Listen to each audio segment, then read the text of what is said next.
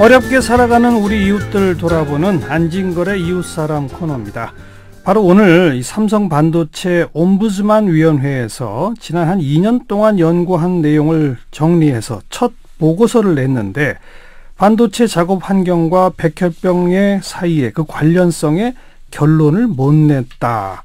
이런 보고서가 나왔네요. 자, 이게 어떤 의미가 있을까요? 그래서 오늘 안진걸 민생경제연구소 소장 모셨고요. 어서 오십시오. 네, 안녕하십니까. 직함이 바뀌셨어요? 예, 20년간 정든 참여연대를 사직하고 이렇게 서민경제 또 경제정의, 풀뿌리 경제 활성화라든지 사회정의만 전문적으로 연구하고 발로 뛰는 좀 가볍고 경쾌한 연구소를 만들었습니다. 예. 민생경제연구소. 네, 축하합니다. 아닙니다. 이제 열심히 발로 뛰겠습니다. 그리고 11년 동안 거리에서 이 삼성의 진실을 요구하고 있는 단체죠. 반도체 노동자의 건강과 인권 지킴이 반올림의 황상기 대표 오늘 또 직접 스튜디오에 모셨습니다. 어서 오십시오. 예, 안녕하세요. 네, 우리 황유미 양 아버님이시죠? 예, 그렇습니다. 백혈병으로 희생된. 예. 네. 근데 이 오늘 발표한 그 주체가 삼성반도체 옴부즈만 위원회인데, 예. 이 옴부즈만 위원회가 우리 반올림도 함께 동의해서 만들어진 위원회죠? 네, 그렇습니다. 언제 만들어졌죠? 2016년 1월 달에 이 삼성하고 반올림하고 이 옴부즈만 위원회를 이 만들기로다가 합의를 했습니다. 예. 그리고 이 옴부즈만 위원회는 그 독립적인 이 기구로서 이 삼성과 반올림의 눈치를 안 보고 이 독단적으로다가 삼성 반도체 LCD 사업장을 안전하게 노동자들이 일할 수 있는 그런 환경을 만들기 위해서 옴부즈만 위원회를 만들었습니다. 그렇죠. 예. 중립적이고 객관적인 인사들로 양측이 동의해서 구성된 위원회가 오랫동안 연구한 결과를 오늘 내놨는데 안진걸 소장, 아까 제가 결론을 내릴 수 없다라는 보고서를 냈다고 했는데 그게 어떤 내용이죠? 그러니까 대단히 아쉬운데요. 그러니까 이미 대법원에서도 삼성의 작업환경과 산재 인간관계도 인정이 되고 실제 우리 반올림이라든지 이런 노동시민단체가 추산하기에 92명이 넘는 사망자가 발생한 희대의 사건인데 이 반올림 관련 사업장에서요. 근데 아니라는 것도 아니고 기라는 것도 아닙니다. 그러니까 지금까지 삼성이 제출한 자료로는 2년간 연구를 해봤는데 인과관계가 있다라고 결론을 못 내겠다는 거예요. 결론을 못 결론을 못 내렸다. 그러니까 더 자료를 자료를 내야 되고 더 연구를 해야 된다는 것이고요. 그다음에 그래도 의미 있는 발표는 그런데 삼성이 사용하는 화학물질 이걸로 인해서 많은 사람들이 죽은 거로 보이니까 그러게 또 피해자가 있었기 때문에 그 화학물질의 정보는 다 공개를 해라. 최근에 거기다 삼성관련 작업장에 대한 그 작업환경 정보 보고서 공개안에 만에 논란이 있었잖아요. 근데 삼성 옴부즈만위는 공개를 해라 이렇게 되어 있습니다. 근데 우리 아버님께서도 말씀하시겠지만 문제가 있는 부분이 또 있습니다. 저희가 보니까 예를 들면 유해물질 검출된 유해인자가 법적 허용 기준의 10% 미만이니까 이렇게 발표가 되어 있습니다. 그래서 문제가 없는 것처럼. 근데 10% 미만이어도 산재가 발생하나 사람의 유해를 끼쳤다라는 여러 보고도 있을 수 있고 보고도 있은 걸로 알고 있거든요. 그런데 어쨌든 옴부즈만 위원회 차원에서는 지금까지 공개된 자료들만 가지고 전문적인 연구자들이 연구 분석을 해봤더니 아직 결론을 못 내리겠다. 이 결론이라는 얘기 아닙니까? 네. 황상기 대표 느낌이 어떠세요? 이런 결론에 대해서. 오늘 그 옴부즈만 위원회가 이 삼성 작업장의 유해 물질 10% 미만이기 때문에 안전을 요구를 했는데요. 근데 이거는 이 옴부즈만 위원회에서 오늘 한 얘기가 아니고 삼성에서 여태까지 해온 얘기인 것입니다. 이 10% 미만이라고 설정해 놓은 것은 안전 기준치를 설정해 놓은 것 뿐이고 10% 그거 미만에서도 사람들이 많은 암 환자가 많이 나오고 있습니다. 그럼 그 안전 기준치 자체가 너무 높은 거군요. 그러니까 안전치는 안전치일 뿐이지 아무 의미 없는 안전치라고 생각하면 될 것 같습니다. 그래 우리나라뿐만이 아니고 미국 등을 포함해서 다른 선진국에서도 이 안전 기준치를 5% 미만으로 정해 놓았습니다. 근데 5% 미만으로 정해 놓았는데 그 5% 미만에서도 유산, 불임 또 다른 암 환자가 나오고 있기 때문에 이 암과의 화학약품과의 인과관계는 밝히기가 상당히 좀 어렵습니다. 네. 그리고 아무튼 오늘 그 삼성이 사용하는 화학 물질에 대한 정보를 공개하라 이런 이제 권고를 한 셈인데 최근에 그 삼성전자의 작업 환경 보고서 공개 여부가 뜨거운 논란이지 않습니까? 예. 우선 그 과정이 정부 고용노동부 측에서는 공개하라라고 명령을 한 거죠. 예, 반올림 등 우리 피해자 단체들이 계속 공개라고 요청을 했고 네. 그 부분에 대해서 고용노동부는 공개를 해도 무방하다. 뭐 고용노동부도 정부 부처 내리면 중대한 영업기밀이나 국가기밀이 있는데 공개를 했겠습니까? 예. 검토를 해보니까 그 정도는 아니다. 그렇게 그건 기우다고 공개를 했는데 공개하라고 했는데 예. 삼성이 지금 소송을 제기한 상태죠. 그렇죠. 이의 신청 기간은 가만히 있다가 갑자기 지금 행정심판, 행정소송 다방면으로 이제 걸어온 상황이고 예. 거기다가 산업부에다가 뭐 국가기술보호위원회 뭐 이런 데에다가 보호 신청까지 해버린 겁니다. 네. 그러니까 산업부에서는 또 그것을 반도체 뭐 심의위원회 같은 기구로 넘겼는데, 예, 반도체 국가기술위원회로 넘겼는데 거기가 보니까 다 반도체 전문가가 되어 있지만은 명단도 지금 비공개입니다. 네. 거기서 국가기밀로 판정을 해버린 겁니다. 그러면서 일부 내용이 국가 핵심 기술 기밀이다. 예. 근데 국가 핵심 기밀이라고 해서 무조건 바로 비공개가 되는 건 아닙니다. 영업 기밀이냐 아니냐가 이제 또 다른 논점이 있으니까 그렇다 하더라도. 예. 근데 어쨌든 고용부는 공개해라, 산업부는 공개하면 곤란하다. 이렇게 되면서 아하. 법원 판단을 기다려야 되는 상황인데 예. 근데 이미 대법원에서 아까 말씀드린 것처럼 산재로 인과관계가 인정돼가지고 판례까지 나와 있거든요. 희귀 질환이 생겼다. 특수한 작업장에서. 네. 그에 따라서 고용노동부가 전향적 조치를 한 건데 그런데 다른 정부 부처에서 제동을 꼬은골인 그렇군요. 걸어서 지금 우리 피해자들이나 반올림에서는 강력히 지금 비판하고 있는 상황이죠. 다른 기업들도 이거 공개 안 합니까?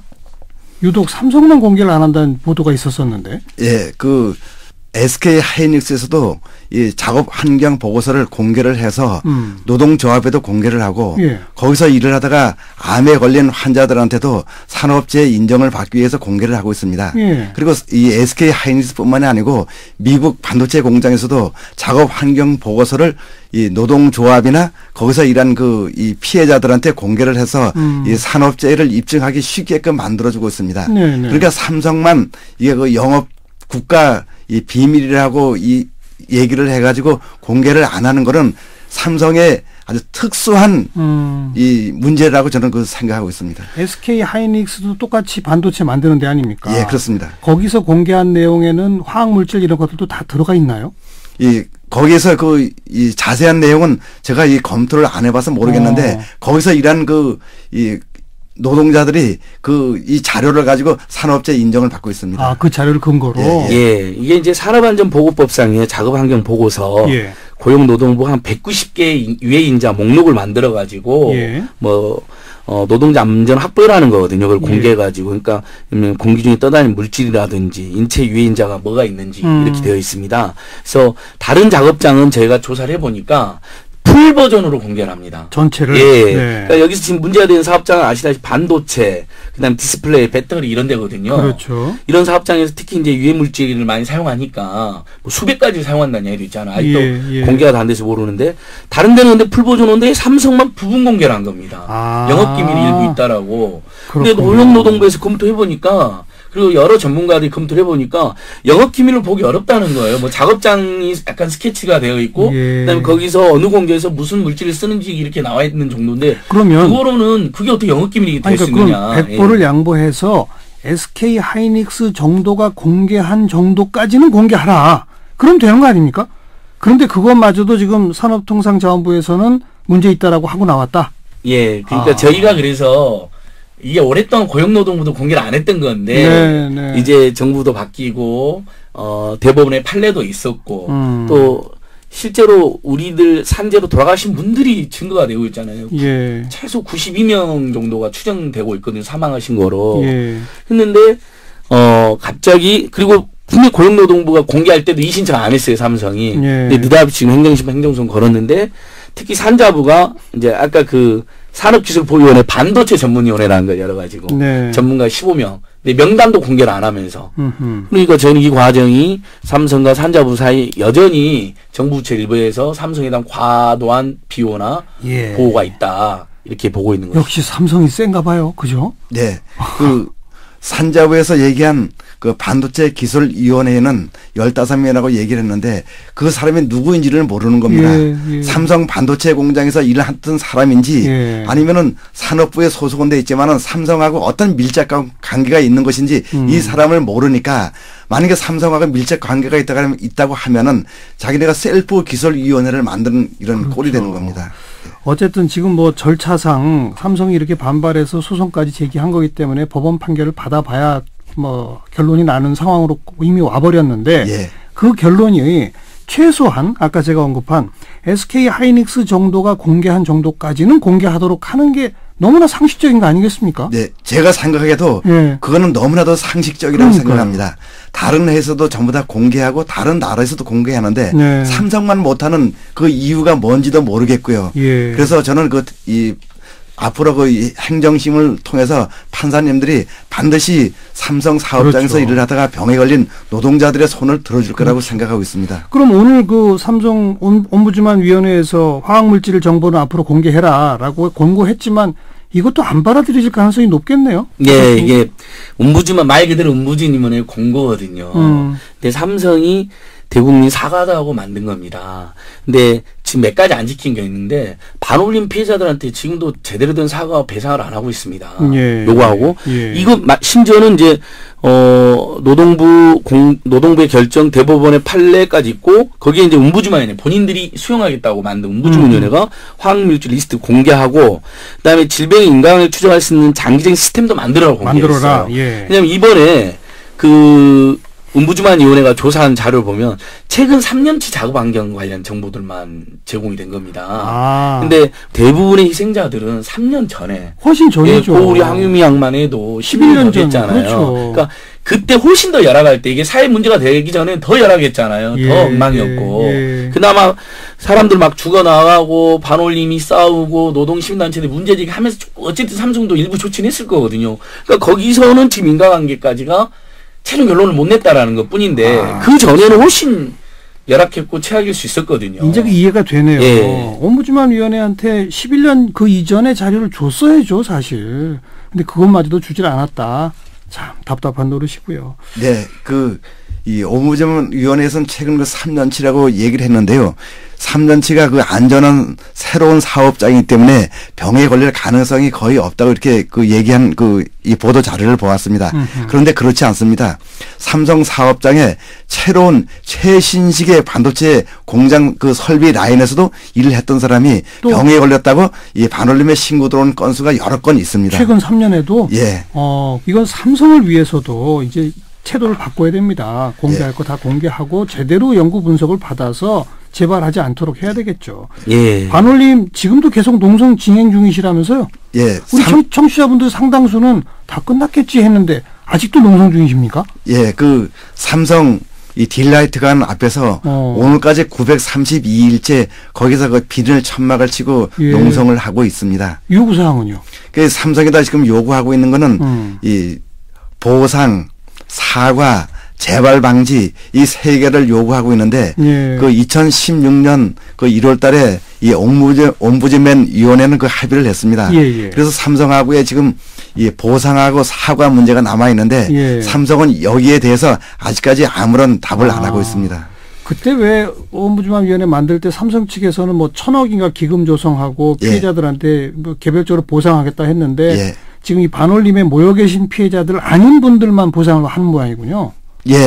그때 당시에 이 조정위원회를 만들어서 조정위원장님이 1,000억을 삼성에서 내놓고 그 1,000억으로다가 이 재발 방지, 보상, 그다음에 이 사회 이 공익단체를 만들어서 그 공익단체에서 보상을 하도록 하게끔 한다고 얘기를 했습니다. 그렇게 얘기를 했더니 삼성에서는 이거를 거부하면서 자기네가 피해자들한테 더 많은 돈이 들어갈 수 있게끔 직접 하겠다. 1,000억을 피해자들한테 보상을 하겠다고 이렇게 이 언론에 대고 약속을 했습니다. 그런데 지나고 나서 보니까 이것은 전부 다 이 어느 분이 얘기한 것처럼 새빨간 거짓말이었습니다. 그래요? 예를 제가 하나 들어보겠습니다. 삼성 이 반도체 공장에서 일을 하다가 암에 걸린 사람이 있는데 이 사람이 10몇 년 동안 고생을 했습니다.